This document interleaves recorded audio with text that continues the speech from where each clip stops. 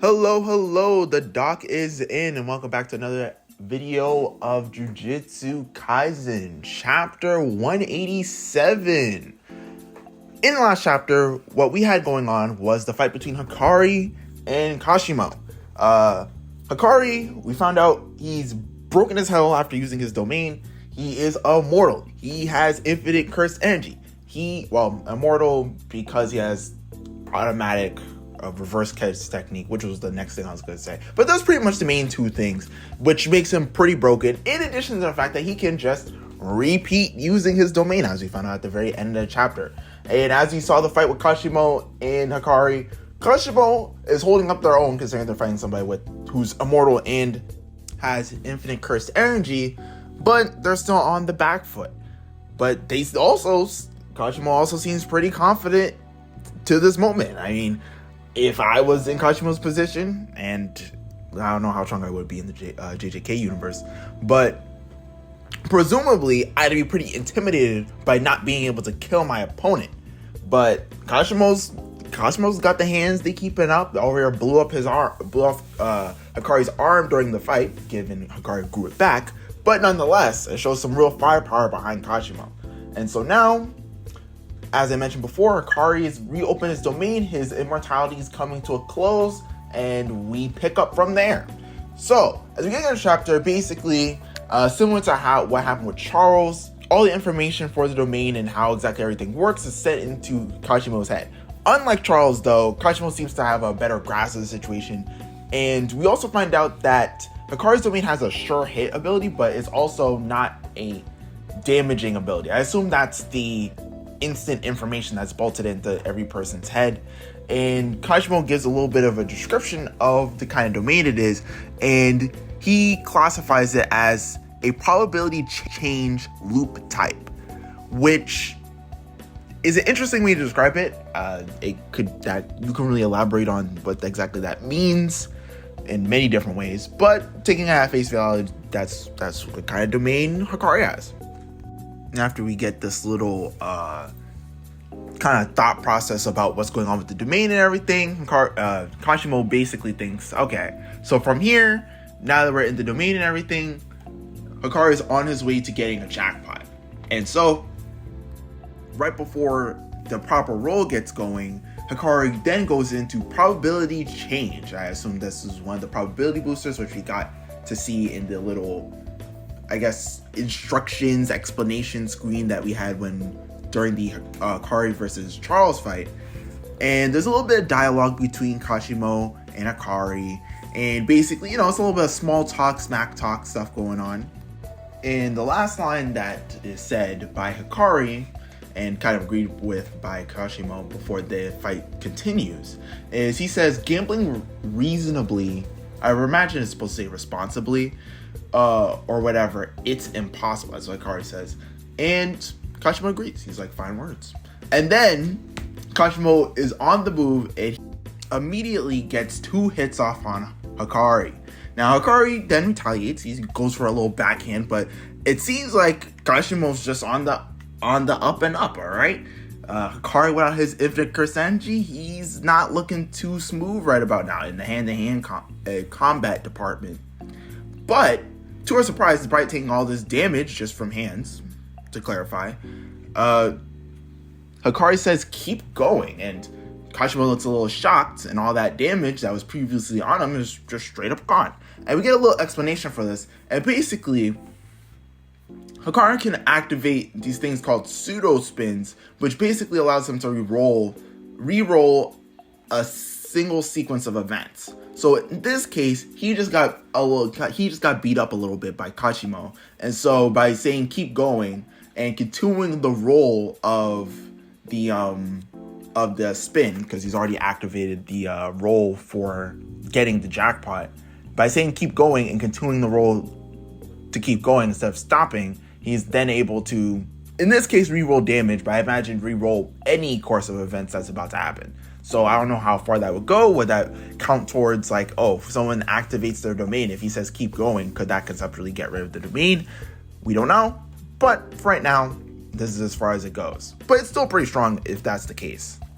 And it's mentioned, I'm not quite sure exactly what this means, but to justify my understanding is that the reason that usually Hikari doesn't use these keep going pseudo spins because it carries a risk of creating a dud in terms of the roll, I assume. So that means that would make the roll more likely to fail. But I guess in this case, he's like, he doesn't really feel confident taking that much damage while the roll's still going. He probably doesn't feel too confident in the idea of being able to get a successful jackpot if he doesn't go ahead and take the roll. He doesn't even think he can get to a jackpot, I imagine. So the fight continues after he gets the heal up, and once again Kashimo then proceeds to beat Hikari up again, and he then says keep going again, and the roll continues. But by this point, reach has been achieved, and so we have two numbers. We got 2 6s. The the little event thing that plays off in the background goes off, and Kashimo's basically thinking in his head, he's like, okay, we got this event going, he's gonna be getting the jackpot soon. And by this point they kind of stop fighting, and there's like a button thing that they gotta press or whatever. Not really important. The important part about this is Hikari achieves the jackpot. And so the event's over, the music starts, and the infinite cursed energy is flowing. And Kashimo is like, all right, so his infinite cursed energy and his regeneration's back online. But he points out, as I guess it's a part of the instructions, but he basically analyzes that because Hikari matched even numbers instead of odd numbers like last time, by the end of his 4 minutes 11 seconds, he will not be immediately able to get another jackpot. Meaning, as Kashimo says in his head, if I just wait out the 4 minutes 11 seconds like he did initially, he will win. Because Hikari, as we saw in a hand-to-hand combat, just straight up with just his regular cursed energy and everything, he's getting washed. It looks like that's just the case.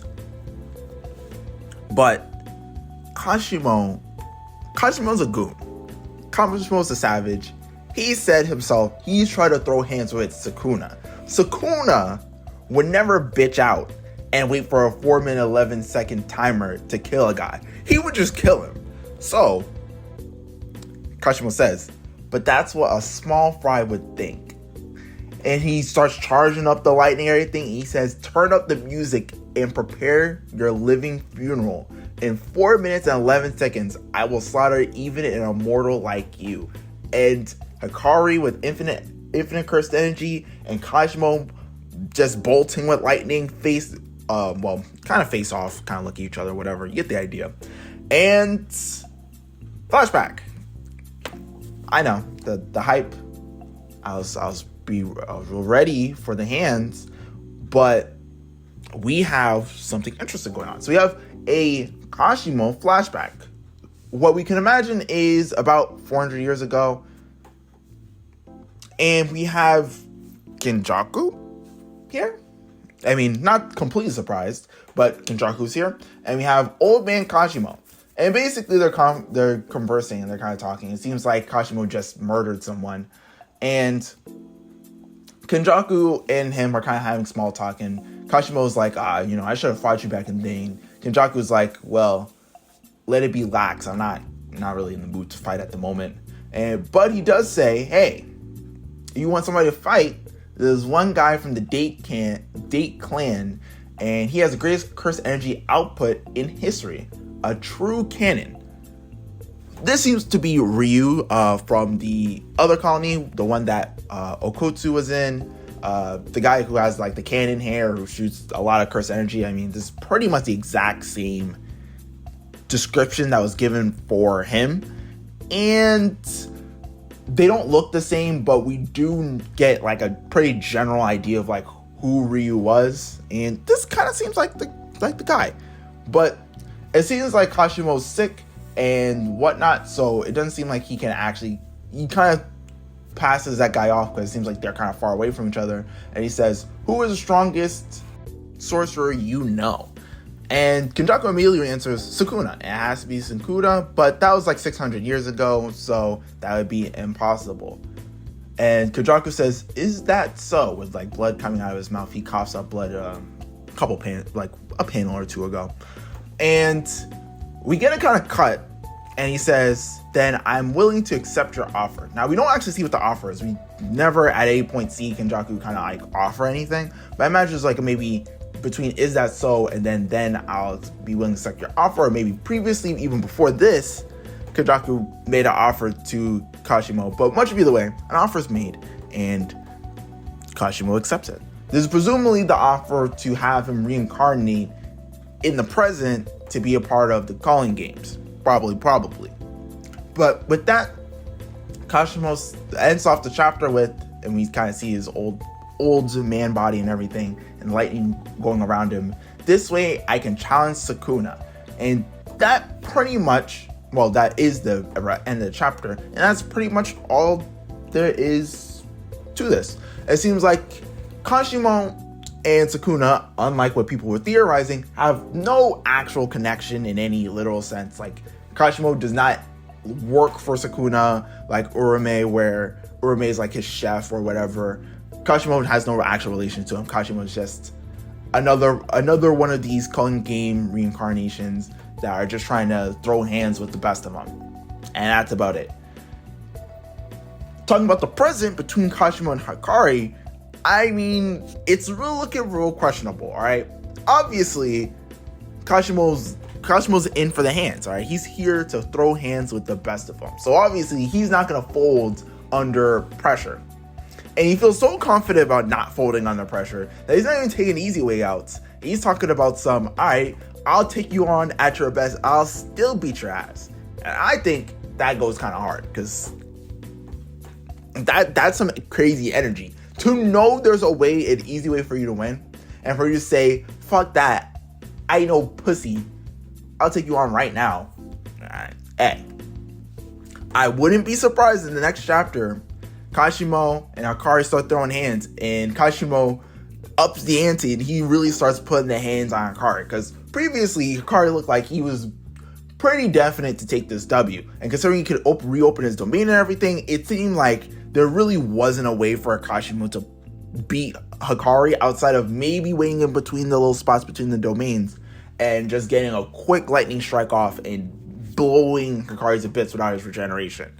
But hey, well, I guess we'll see what happens in the next chapter next week. I assume there's no break. But that's pretty much it for the chapter. If you liked the video, leave a like. If you dislike the video, leave a dislike. Keep it simple. Leave a comment. Who do you think is going to come out on top in this fight? Hikari or Kashimo? Do you think, by any chance, Panda randomly appears, somehow healed, and is able to help Hikari? It is technically possible, because Panda is kind of in the same area, but he's also headless. So I just thought I'd throw that out there, but obviously, there's a lot of reasons not to assume that, but you never know. You never know. This is Jujutsu Kaisen. I'm just saying. And if you like the video and you like my voice and you like the stuff and my edits or whatever, feel free to subscribe, ring the bell or whatever. And that's about it. The doc is out. Peace.